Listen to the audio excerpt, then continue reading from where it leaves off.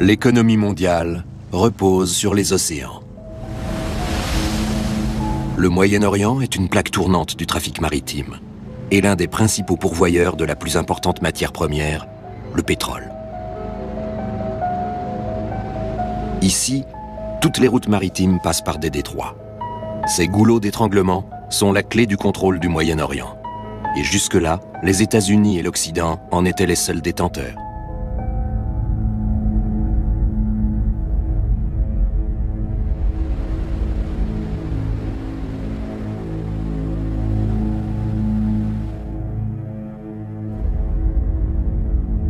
Le détroit d'Ormuz relie le golfe Persique et l'océan Indien. 1/5 du pétrole mondial est acheminé par ce bras de mer. Les tensions politiques entre l'Iran, Israël et les États-Unis en font un foyer de crise. Et tous ceux qui consomment du pétrole pourraient en subir un jour les conséquences. Dans le sud-ouest de la péninsule arabique, le golfe d'Aden débouche sur le détroit de Bab el-Mandeb, terrain de chasse favori des pirates somaliens et des chasseurs de pirates. Ce sont les protagonistes d'une lutte sans merci dont l'enjeu est le maintien de la domination occidentale dans la région. Au nord se trouve le canal de Suez, la porte de la Méditerranée. Pendant des décennies, l'Occident a contrôlé l'Égypte et le canal.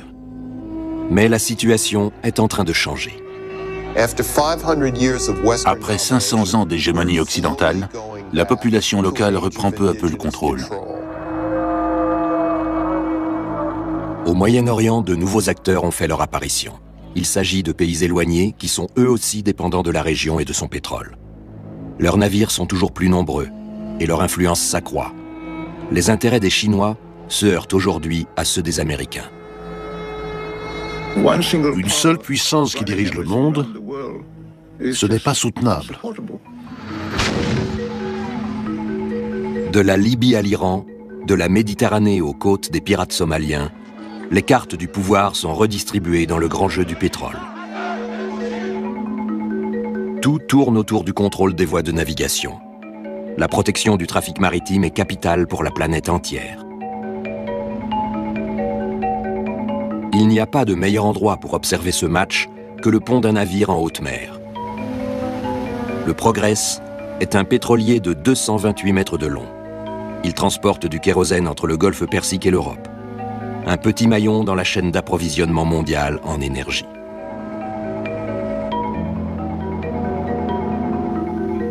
Je m'appelle Alexandre Trudeau.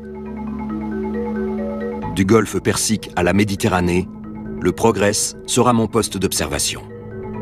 Je veux voir comment les rapports de force évoluent au Moyen-Orient. Et comment une longue page de l'histoire se tourne pour laisser place à un nouvel ordre mondial. L'Occident a dirigé le monde par l'impérialisme et le néocolonialisme. C'était la réalité, mais c'est fini.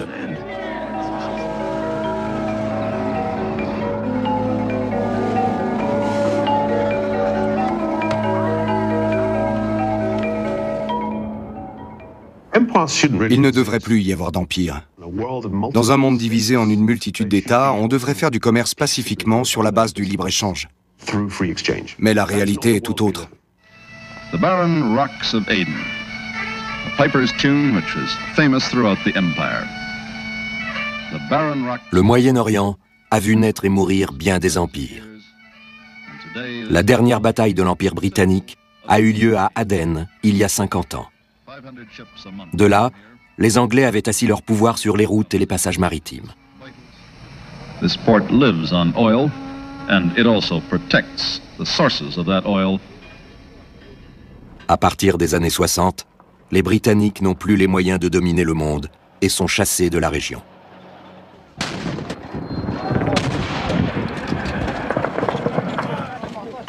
À la longue, un empire coûte plus qu'il ne rapporte. C'est pourquoi il ne dure pas éternellement. La Grande-Bretagne est ruinée, mais l'Occident a déjà un nouveau maître. Après la guerre, les États-Unis ont été en position d'organiser et de diriger le monde. À la fin de la Seconde Guerre mondiale, le président Roosevelt invite le roi saoudien Ibn Saoud à bord d'un navire de guerre américain. Les États-Unis ont vite compris l'importance du pétrole et le rôle stratégique des déserts arabes.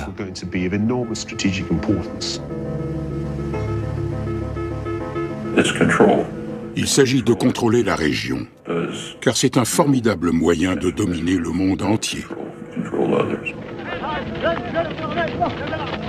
À l'époque, l'Arabie saoudite est un État du désert sous-développé et l'Amérique, le plus grand producteur de pétrole. Or, le monde est avide d'or noir. Pour calmer son appétit insatiable, il s'avère donc nécessaire d'exploiter toutes les ressources pétrolières. L'Arabie saoudite est inféodée aux États-Unis. C'est le résultat de la politique menée par Roosevelt après 1945. 65 ans plus tard, la compagnie Saudi Aramco, emblématique de ses relations particulières, est toujours le plus gros fournisseur de pétrole au monde. Et le restera probablement, au vu des immenses réserves de l'Arabie saoudite. On ne peut pas passer à côté de Ghawar. C'est le plus grand gisement de pétrole et de gaz de la planète.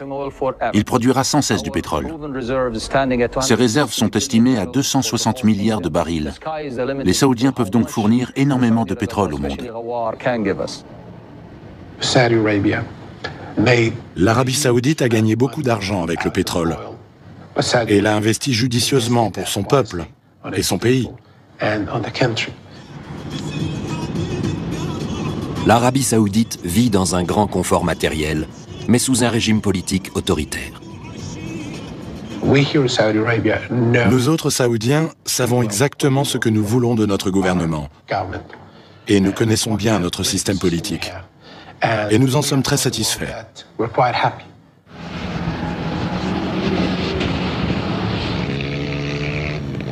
Le désert inhospitalier est devenu un terrain de jeu pour les riches. Jusqu'ici, la manne pétrolière est garante de la paix intérieure. Mais l'or noir des Saoudiens est acheminé par la mer. Les voies de navigation doivent donc être sûres et accessibles. Une mission assurée par ces bases américaines. Nous dominons la mer et l'économie mondialisée, ce qui nous donne un pouvoir sans équivalent. C'est parce qu'ils contrôlent l'accès au pétrole que les États-Unis sont une superpuissance. Les pétroliers comme le Progress sont ici en sécurité grâce à la Pax Americana, concept désignant l'hégémonie américaine dans le monde. Pour le capitaine Amo et son équipage philippin, c'est un voyage de routine. Les voies maritimes peuvent encore être parcourues sans problème. Toutefois, notre route nous conduit près des côtes d'un pays qui refuse l'ordre mondial américain, l'Iran.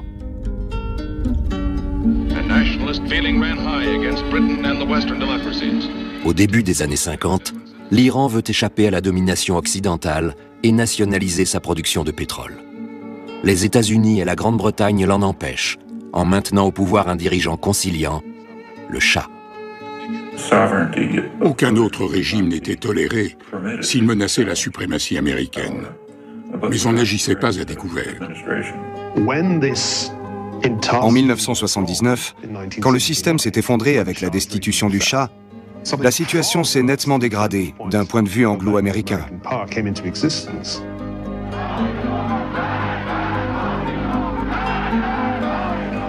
30 ans plus tard, l'Iran résiste toujours et peut avoir la main mise sur le détroit d'Ormuz.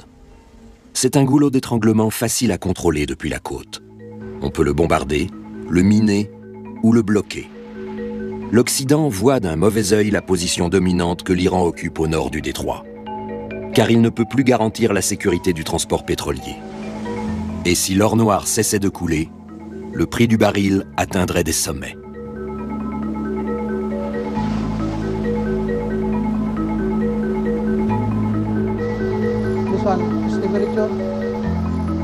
Le Progress a chargé dans ses cales un carburant précieux destiné aux fusées. En traversant le détroit d'Ormuz, le capitaine Amo et son équipage ont cependant bien d'autres préoccupations que les débouchés commerciaux de leur cargaison.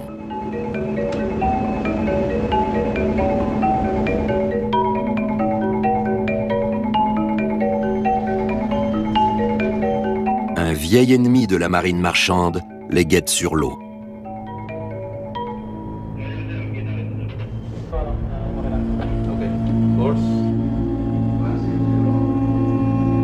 Ici, dans l'océan Indien, des pirates menacent la sécurité des bateaux, et plus particulièrement celle des pétroliers. L'océan Indien est un enfer avec tous ces pirates. Notre vie a changé. Notre travail n'est plus une partie de plaisir. Barbelés, épouvantails, canons à eau et sentinelles armées sont autant de mesures de défense contre d'éventuelles attaques de pirates.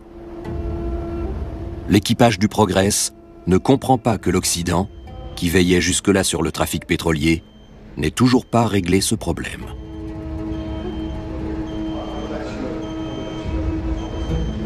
Off the coast of Somalia today, pirates hijacked yet another cargo ship.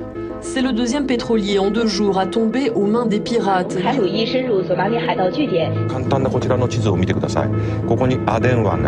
La piraterie a connu l'an dernier un bond de 40% dans le monde.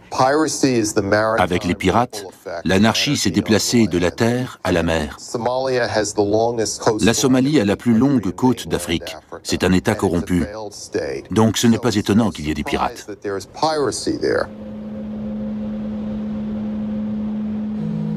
Une fois encore, la Somalie est victime de la sécheresse.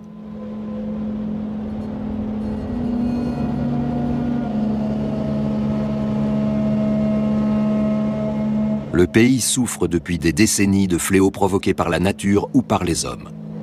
Fin 1992, l'Occident intervient dans la guerre civile, ce qui se solde 10 mois plus tard par une catastrophe.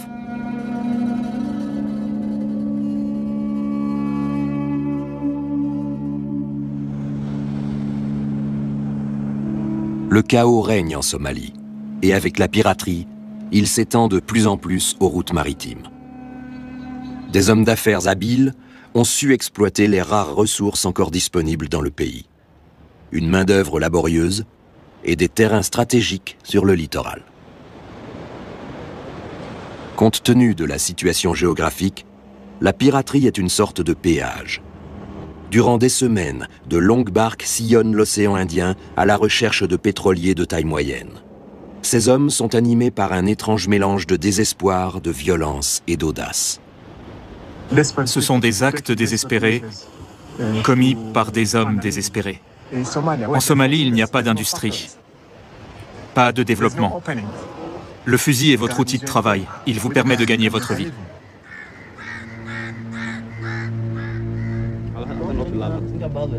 Ce groupe de pirates, armés jusqu'aux dents, passe le temps en mâchant du khat, une drogue très prisée ici.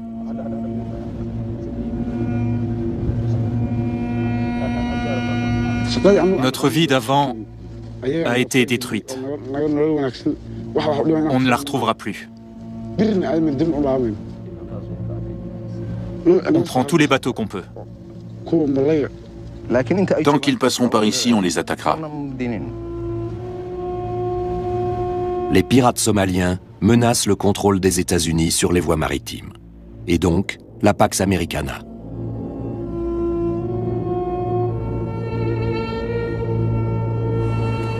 Les navires traversent ces eaux comme un troupeau de moutons passe devant une meute de loups. Ceux qui montrent des faiblesses ou s'éloignent de la trajectoire sont des proies faciles.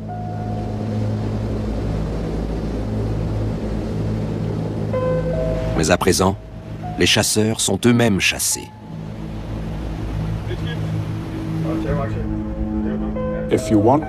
Si on veut continuer à assurer 90% du trafic commercial par bateau, il faut veiller à ce que les routes maritimes restent praticables. Et pour l'heure, ce n'est possible qu'avec des vaisseaux de guerre. L'Esbjørnstjerne est une frégate danoise mandatée par l'OTAN pour chasser les pirates. L'Europe aussi a besoin des marchandises et du pétrole de l'Orient. Les Danois étant traditionnellement un peuple de marins, ils sont les parfaits alliés des Américains dans la lutte contre les pirates.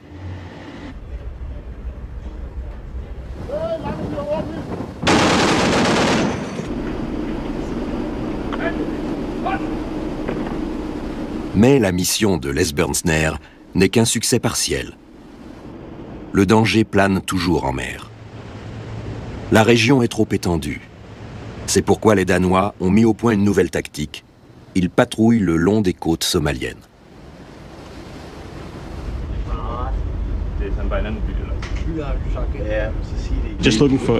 On observe ce qui se passe sur la plage, s'il y a des activités de piraterie.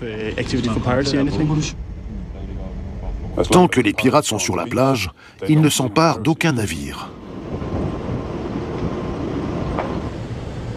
Mais même s'ils arrêtent des pirates suspects, ils les relâchent très vite. Ça vaut mieux que de les surveiller ici. Notre mission est d'empêcher les attaques, pas de capturer des pirates. On a pris 2 barques. La moitié de l'équipage étaient des types qu'on avait déjà eus à bord. On a pris leur identité une fois de plus, puis on les a relâchés. Avec cette tactique, les Occidentaux semblent condamnés à combattre sans cesse les mêmes pirates et à maintenir indéfiniment leurs vaisseaux de guerre dans ces eaux, à moins que ce ne soit précisément le but recherché. En Europe, on est de plus en plus tenté de lutter contre la piraterie sur le sol somalien. Tout le monde sait que la seule solution est d'intervenir sur la terre ferme. Les Somaliens se sont longtemps opposés à toute intervention extérieure directe. Comme cet ancien chef des gardes-côtes, beaucoup préféreraient que l'étranger les soutienne dans leur combat contre la piraterie. S'ils veulent nous aider, qu'ils aident nos gardes-côtes à protéger notre peuple.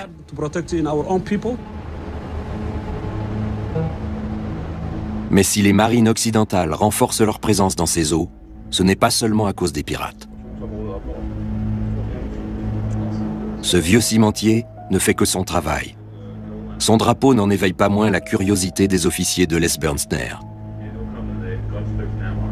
Ce bateau bat pavillon nord-coréen et se dirige vers le sud de la Somalie.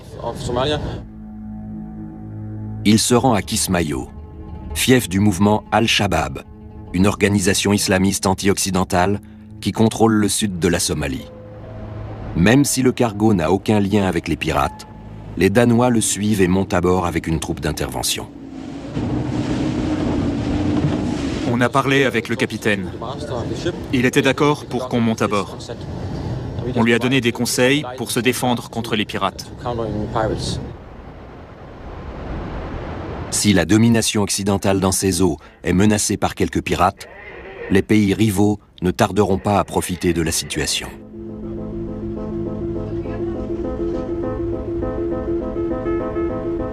De fait, le contrôle des routes maritimes est un enjeu capital pour les puissances mondiales. Et toutes se le disputent. Chinois, Russes, Iraniens, tous ceux qui ont des intérêts au-delà de leur zone d'influence directe sont en lice. Les pirates ont toujours amené les puissances maritimes dans des régions où elles ne seraient jamais allées autrement.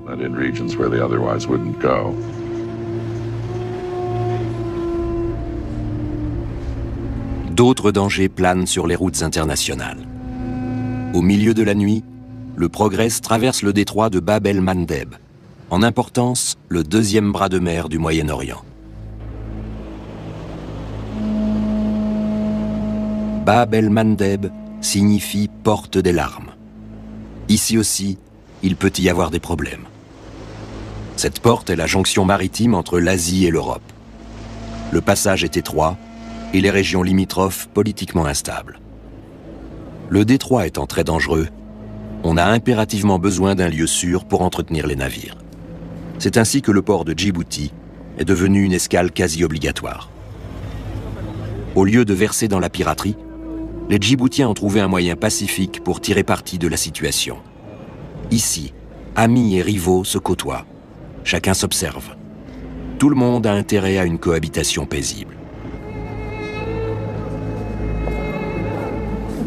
La France était la puissance coloniale de Djibouti.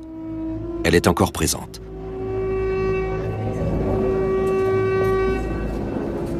Les Américains sont également sur place.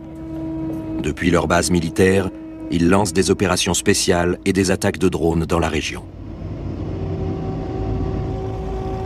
Les Japonais s'installent eux aussi à Djibouti, tout comme les Russes.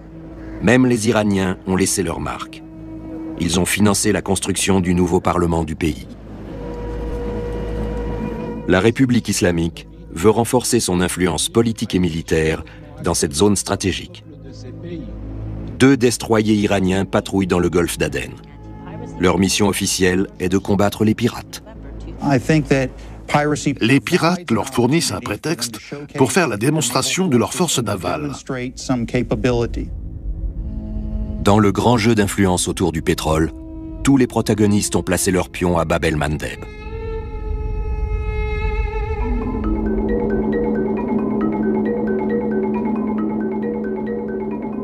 Plus au nord, où navigue maintenant le Progress, l'enjeu est encore plus important.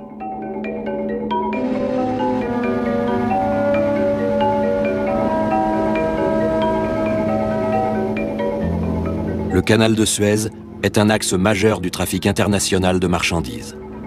24 heures sur 24, 7 jours sur 7, des cargos l'empruntent pour gagner des ports lointains.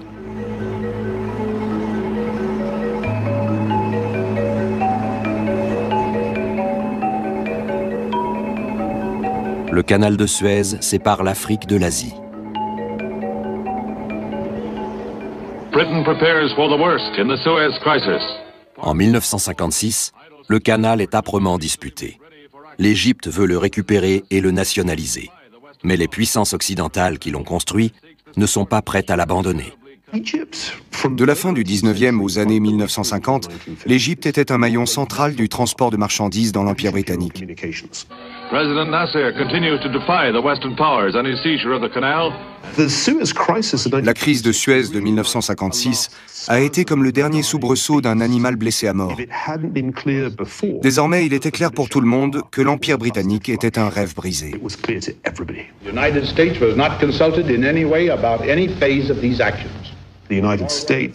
Les États-Unis se veulent une force anti-impériale.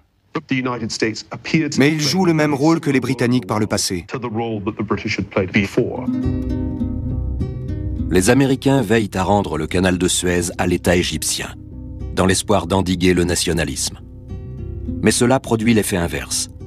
À quelques années d'intervalle, 2 guerres éclateront entre Israël et l'Égypte. Ce n'est qu'en 1978 que les États-Unis parviennent à rallier cette dernière à la Pax Americana. Ils achètent sa coopération en octroyant $1 milliard par an à son armée.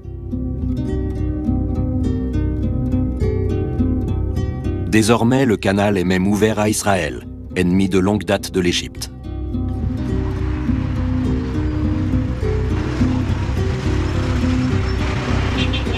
Toutefois, malgré les aides généreuses versées pendant des années par l'Amérique, la situation économique du peuple égyptien se détériore. Partout, la corruption sévit et il n'y a pratiquement pas de travail. La grogne monte contre le gouvernement. Parallèlement, à l'ère de l'information, les Égyptiens communiquent de plus en plus en réseau. Aujourd'hui, le monde arabe est largement connecté à Internet et dispose de dizaines de chaînes de télévision satellites. On réagit très vite aux événements. Les informations circulent en quelques secondes, du Maroc au Yémen en passant par Oman.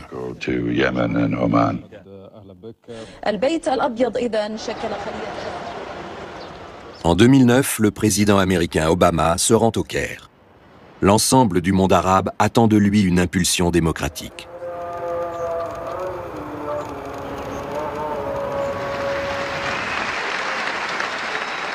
The ability to speak your mind and have a say in how you are governed.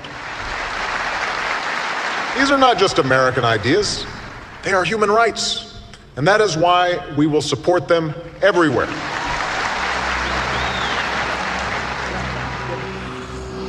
Deux ans plus tard, tout change.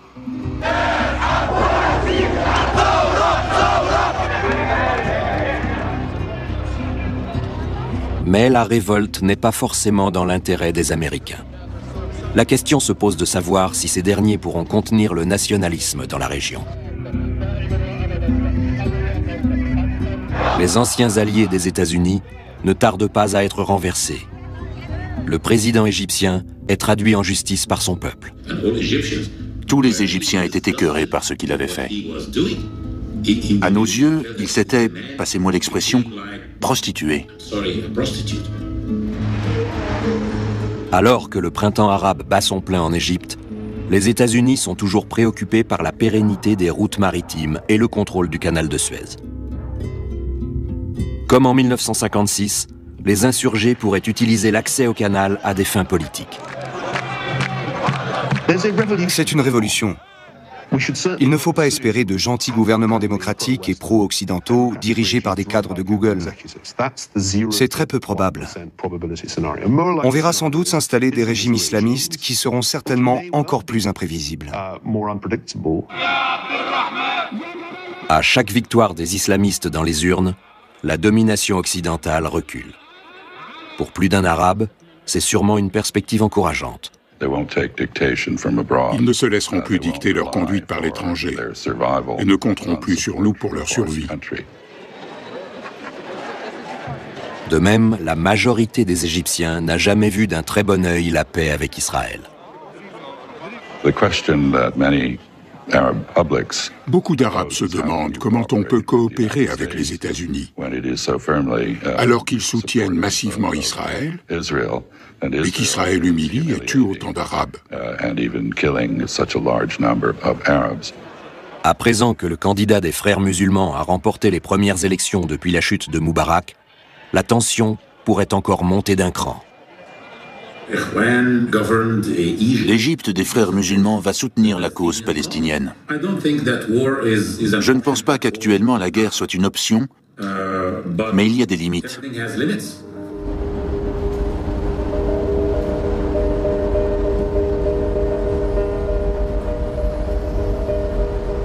Les navires comme le Progress ne pourront sans doute plus passer aussi facilement le canal de Suez si l'hégémonie américaine est battue en brèche dans la région. Aujourd'hui, les peuples ont une conscience politique. Et les États ne veulent plus être sous le joug de l'Occident. C'est un énorme changement.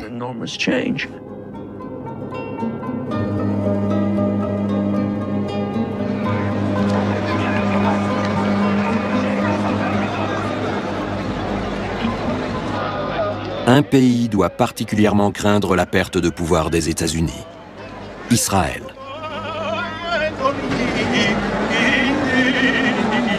À Jérusalem, on prie.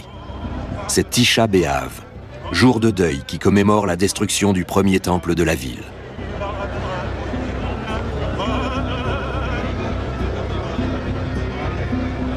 Tandis que les religieux célèbrent un événement survenu il y a environ 2600 ans, les responsables politiques, eux, attirent l'attention sur une menace bien actuelle. A nuclear-armed Iran would ignite a nuclear arms race in the Middle East. The threat to my country cannot be overstated. We must take calls for our destruction seriously. Israël reçoit plus d'aide et de soutien militaire des États-Unis que n'importe quel autre pays. Pourtant, les radicaux de Jérusalem se disent préoccupés par les signes d'hésitation que montre Washington.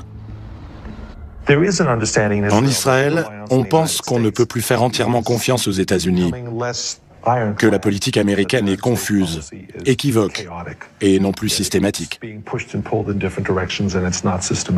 La question iranienne alimente tout particulièrement les débats à Washington. Le président Obama est favorable à un renforcement des sanctions.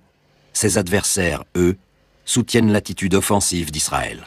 We can't continue to express a point of view that sounds like we're more concerned about Israel taking action against Iran than we are about Iran becoming nuclear.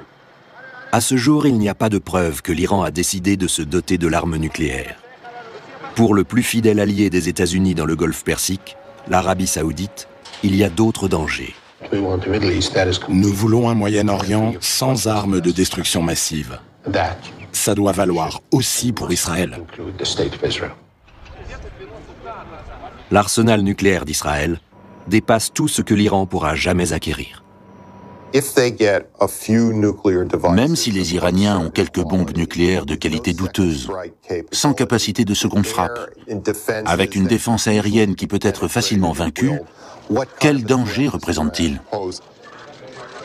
Malgré tout, Israël prend la menace tellement au sérieux que son Premier ministre envisage d'attaquer l'Iran, avec ou sans l'Amérique.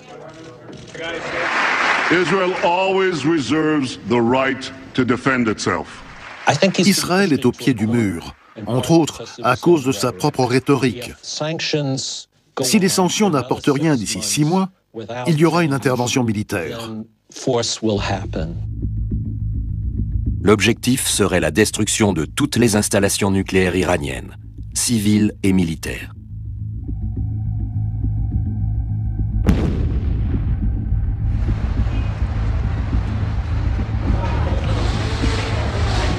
L'Iran estime que c'est lui qui est menacé, et non pas lui qui menace les autres.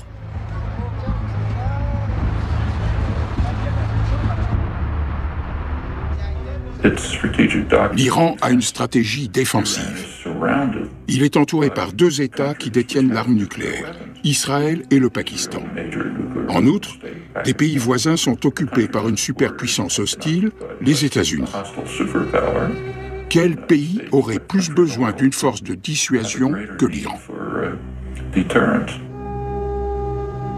Comme l'Iran ne semble pas détenir d'armes atomiques, il ne peut se défendre que par des moyens conventionnels. Ainsi, il pourrait lancer des missiles sur Israël ou sur le détroit d'Ormuz. De même, il pourrait munir des mouilleurs de mines et des vedettes de combat de missiles pour couler des pétroliers.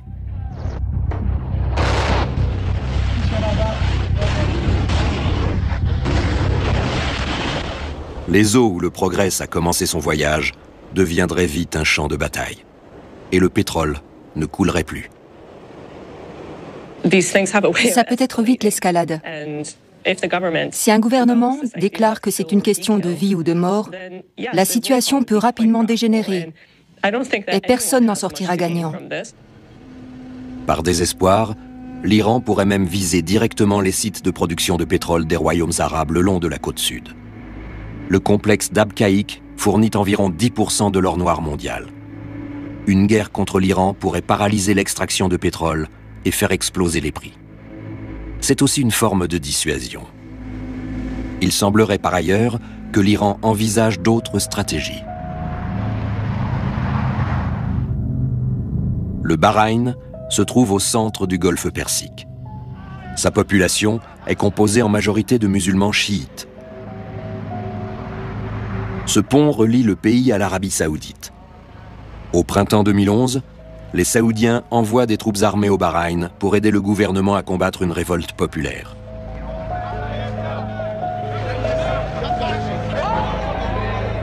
Les chiites réclament plus de droits et de participation à la vie politique. Une menace pour la monarchie sunnite. Les Saoudiens l'aident à écraser les émeutes fomentées, selon eux, par l'Iran. Ces hommes portaient le drapeau iranien. Une fois encore, l'Iran s'ingère dans les affaires d'un État du Conseil de coopération du Golfe. C'est pourquoi les autres États, Arabie Saoudite en tête, ont tout de suite aidé le Bahreïn, car ce n'était pas un mouvement du peuple.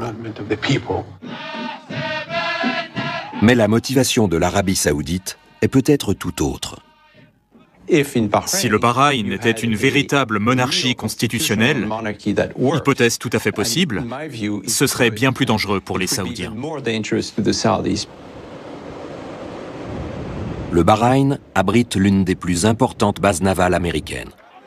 Une prise du pouvoir par le peuple n'augurerait rien de bon pour la domination des États-Unis dans le Golfe. Les Saoudiens veulent que les États-Unis conservent leur hégémonie dans le Golfe. C'est pourquoi ils jouent avec la carte iranienne. La tension dans le Golfe Persique ne semble pas près de s'apaiser.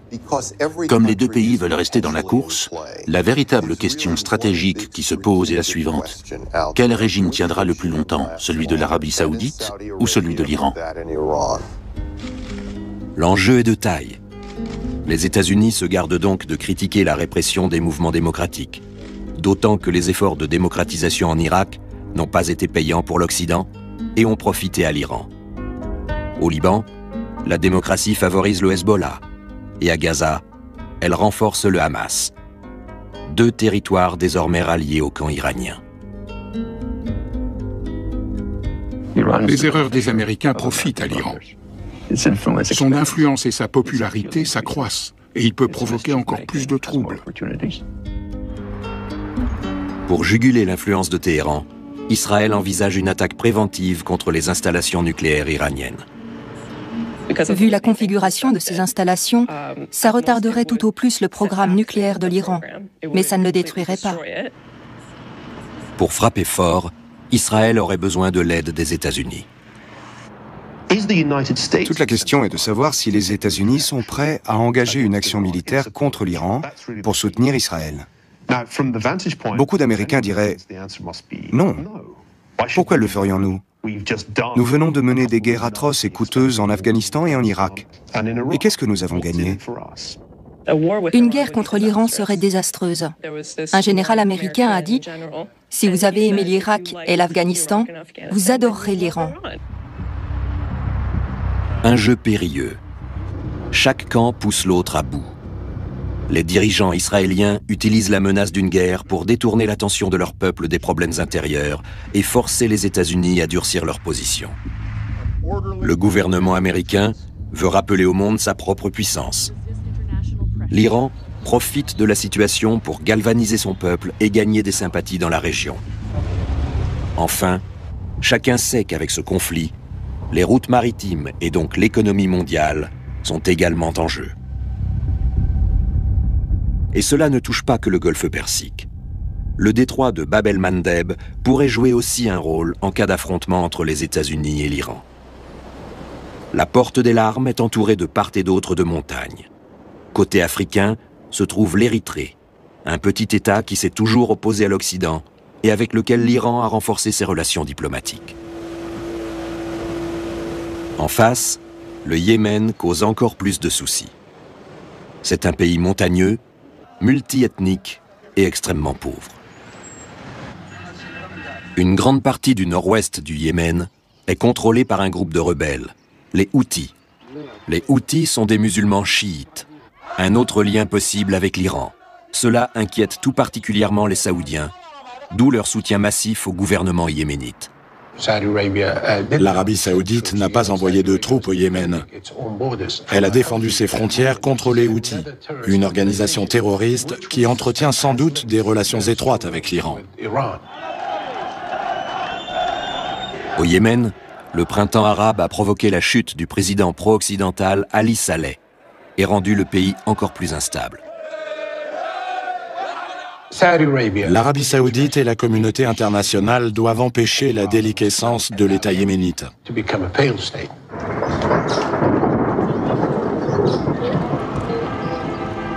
Sous la pression extérieure, un semblant de démocratisation s'est amorcé au Yémen afin d'apaiser la population. Une élection a été organisée avec un candidat unique, l'ancien vice-président du pays. Si le Yémen ne se trouvait pas sur d'importantes routes maritimes, personne ne s'y intéresserait. Le soutien de nombreux pays nous semblait acquis. Mais maintenant, plus rien n'est sûr. Les peuples n'ont plus peur de leurs dirigeants.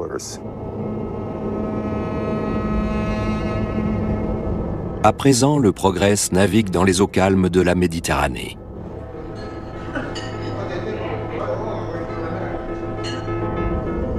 Il a évité tous les dangers. Cependant, l'Occident ne peut même plus être sûr de son hégémonie en Méditerranée.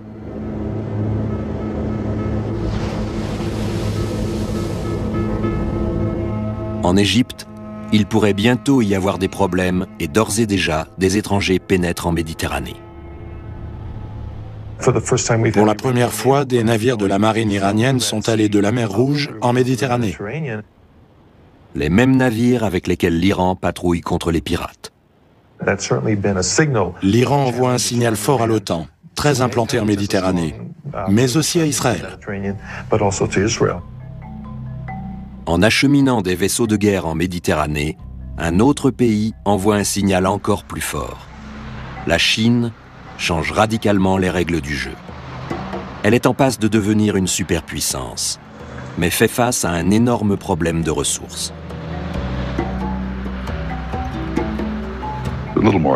Les Chinois représentent un peu plus d'un cinquième de la population mondiale, mais ne possèdent que 7,5% des terres arables et 6% de l'eau disponible dans le monde. Ils sont donc fortement dépendants de l'importation de ressources naturelles. Pour pouvoir payer toutes ces importations, la Chine est devenue l'atelier du monde.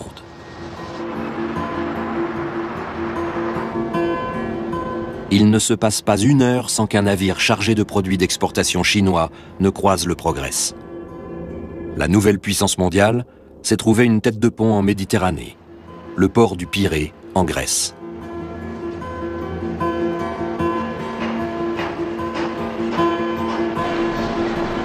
La Chine affiche une balance commerciale largement excédentaire et dispose d'énormes réserves de devises.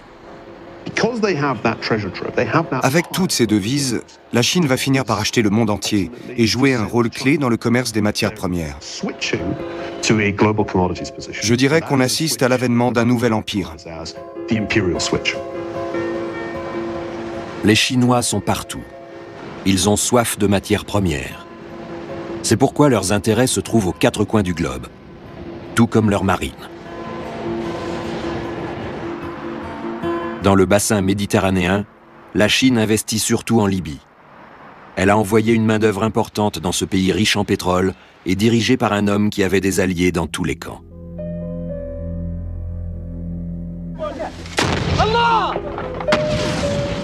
Puis, lorsque le printemps arabe est arrivé en Libye, la marine chinoise a évacué ses ressortissants.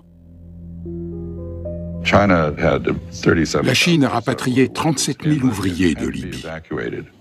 Ça laisse deviner l'étendue de ses intérêts au niveau mondial. La présence du dragon chinois dans l'arrière-cour de l'Europe rendait l'enjeu libyen encore plus important pour les Occidentaux. Il était donc logique qu'ils interviennent dans le conflit. Today, the Security Council has responded to the Libyan people's cry for help. This council's purpose is clear: to protect innocent civilians.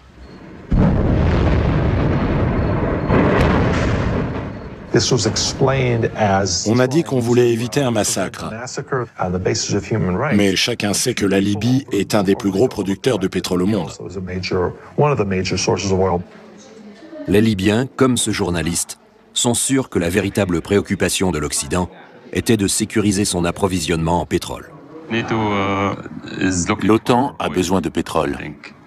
Tant qu'ils nous aideront, nous les aiderons aussi. La libération de la Libye et l'éviction de la Chine sont un bienfait pour les Occidentaux. Mais il serait faux de croire qu'on a chassé définitivement les Chinois du pays. Je pense qu'ils auront tôt fait de revenir. Ils représentent une alternative économiquement viable par rapport aux partenaires européens et autres. Le grand enjeu économique est l'accès aux matières premières. Et si la Libye joue un rôle important, ce n'est pas seulement à cause de son pétrole. Ce pays est une passerelle directe vers l'Afrique et ses ressources naturelles.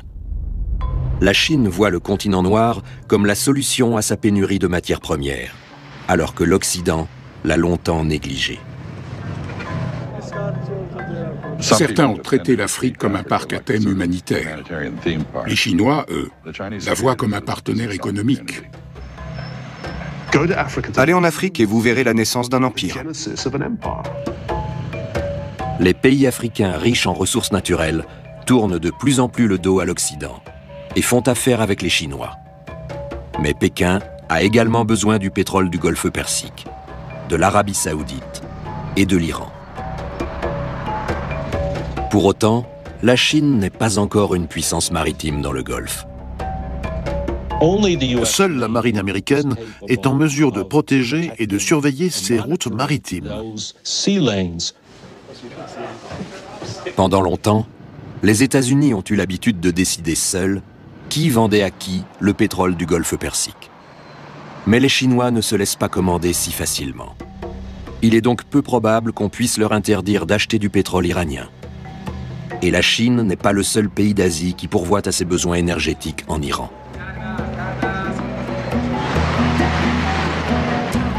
L'Inde a elle aussi intensifié ses relations économiques avec Téhéran. Les anciens réseaux commerciaux renaissent dans l'océan Indien. Et l'Occident n'a pas son mot à dire.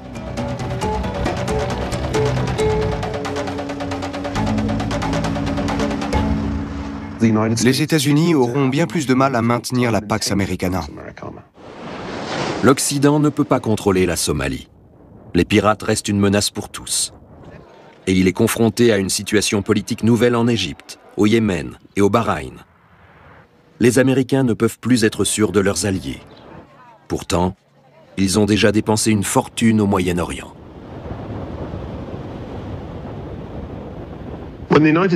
Lorsque les États-Unis ont envahi l'Irak en 2003, l'histoire s'est répétée. La leçon qu'on peut en tirer est claire. Il ne faut pas maintenir indéfiniment des forces armées au Moyen-Orient.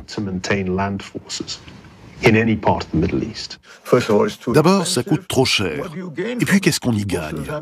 La plupart du temps, rien. Si la situation économique des États-Unis est ce qu'elle est aujourd'hui, c'est parce qu'ils veulent être partout. L'Empire américain s'épuise.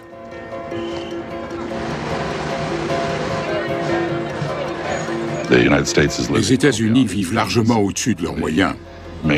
La majeure partie de nos dépenses est financée par des emprunts, dont beaucoup sont contractés à l'étranger. Ça ne peut plus durer comme ça. Certains croient qu'on peut maintenir notre budget de défense à un niveau élevé par la magie ou le vaudou. C'est absurde. Sous Reagan, la marine américaine avait 586 navires de guerre. Aujourd'hui, elle n'en compte plus que 286. Confrontée à des difficultés sur tous les fronts, l'Amérique élabore une nouvelle stratégie. As we end today's wars, I have directed my national security team to make our presence and mission in the Asia-Pacific a top priority. Les États-Unis se détournent du Moyen-Orient pour endiguer plus efficacement l'influence chinoise. Nous adressons une menace implicite à la Chine. Nous pouvons vous couper le robinet de pétrole et vous ne pourrez rien y faire. Ainsi, malgré un potentiel militaire affaibli, on parvient à tenir la Chine en respect. Mais c'est faire de ce pays qui soutenait jusqu'ici la Pax Americana un adversaire.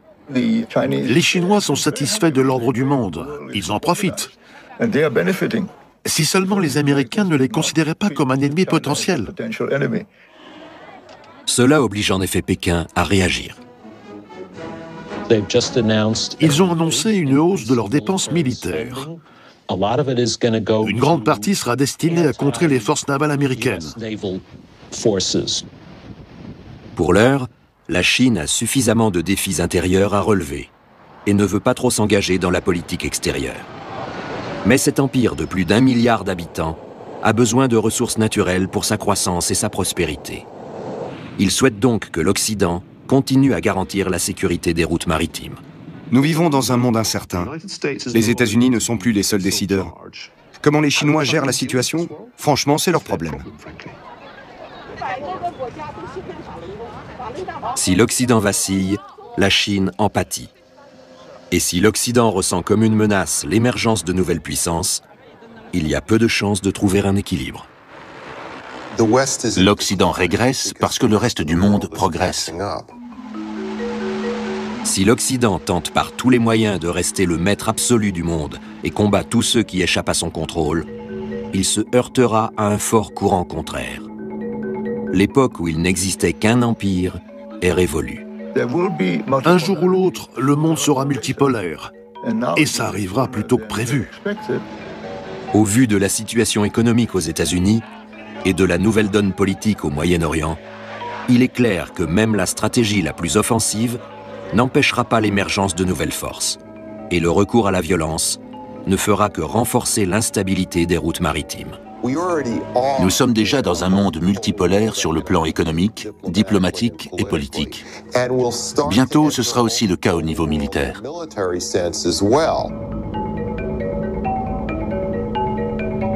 Trouvera-t-on un terrain d'entente ou l'avenir sera-t-il placé sous le signe de l'affrontement? Une chose est sûre, tout acte irréfléchi pourrait avoir de graves conséquences dans le monde entier. La malédiction du pétrole n'a pas fini de frapper.